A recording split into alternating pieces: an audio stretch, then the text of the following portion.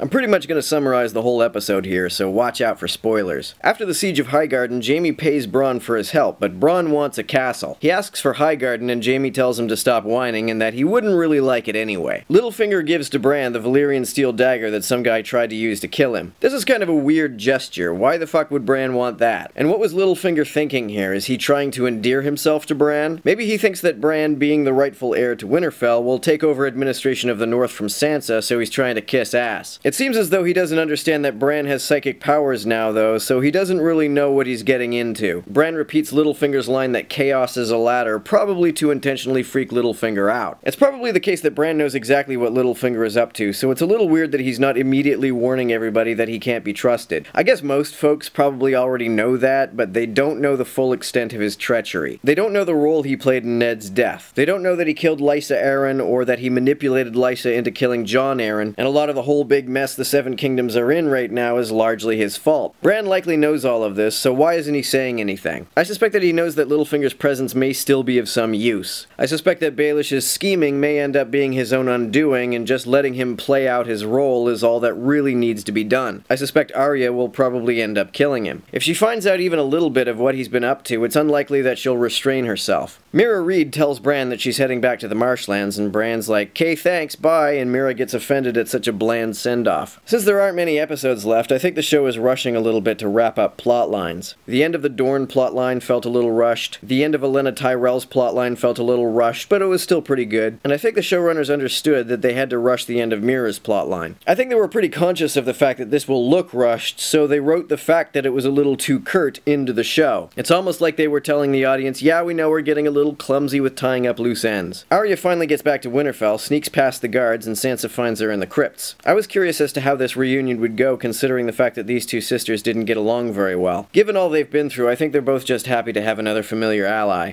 Sansa takes Arya to talk with Bran, and Bran shows Arya his psychic powers by letting her know that he saw her on the road and that he knows that Cersei is on her list of people to kill. Arya's kind of weirded out by this, and Sansa's weirded out by the fact that Arya has a list of people she wants to kill. Bran gives the dagger to Arya because he's not going to be able to use it very well. It's Valyrian steel, so that'll come in handy if she has to fight White Walkers. Arya then asks to spar with Brienne because she's impressed with her skill. Arya likewise impresses Brienne with her skill and they become friends. Littlefinger sees that she has the dagger and realizes both that Bran was unimpressed with his gift and that Arya is a formidable threat to him. At Dragonstone, Jon shows Daenerys the dragonglass caves and the drawings of White Walkers that the Children of the Forest have created. This seems to convince Daenerys that the White Walkers are probably real, but she still wants him to bend the knee, revealing that she still doesn't quite appreciate the full gravity of the situation. There's lots of awkward touching in this scene, and the way Jon talks about forming an alliance sounds like innuendo. This scene was clearly intended to set up a relationship between Daenerys and Jon Snow, and it felt rushed and clumsy. Daenerys hears of the fall of Highgarden and gets angry at Tyrion, whose advice doesn't seem to have worked very well. She begins to suspect that Tyrion is trying to keep her from attacking King's Landing because his family is there. Is that really the reason, though? I can't imagine that he really cares about Cersei all that much, but maybe he wants to spare Jaime. Daenerys wants to attack King's Landing directly, so she turns to Jon Snow for advice. He says that she can't just set fire to a huge civilian population. That would make her little better than Cersei. Jon and Davos speak to Missandei, who tells them that Daenerys has shown every indication of being committed to being a just ruler. Theon arrives, and Jon is still pissed at him for what he did at Winterfell, but lets him live because he helped Sansa escape from Ramsay. He asks for help retrieving Yara from Euron, but Jon says that Daenerys is busy elsewhere. In the Reach, Randall Tarley tells Jaime that the gold that was stolen from Highgarden has made it safely to King's Landing. So it looks like the Iron Bank will get their money. Tycho wants to set Cersei up with the Golden Company mercenaries, so that'll probably be the bank's next investment. In the books, the Golden Company travels with Jon Connington. He was the Mad King's hand, and he was infected with grayscale. Since he's not in the show, and since Jorah Mormont was infected with grayscale instead, maybe Mormont will also replace Jon Connington's role in the Golden Company. This would be very convenient for Daenerys. The Lannisters and Tarleys are attacked by Dothraki and Daenerys while she's riding Drogon. She destroys the food that the Lannisters need to feed their armies. Bronn manages to hit Drogon with the ballista that Qyburn created, but doesn't kill him. When Daenerys lands and tries to pull the arrow out of Drogon's shoulder, Jaime charges at her, but predictably, Drogon breathes fire at him and someone, probably Bronn, knocks Jaime into the river at the last minute. He's wearing his armor, so swimming back to the surface might be a challenge. I don't think Jaime will die, though. I think they'll retrieve him and take him prisoner. I also think they will send word to Cersei that they have Jaime and maybe try to negotiate his release, and Cersei will be like, meh, and then maybe Jaime will take Daenerys' side, especially if Tyrion talks to him about it. Also, a few people speculate that the arrow that hit Drogon was probably poisoned. I think this is likely. I think Drogon will soon soon die, and maybe this is how the White Walkers end up with an ice dragon. In the books, the White Walkers also have giant ice spiders, which haven't shown up in the show yet, but that would be awesome to see.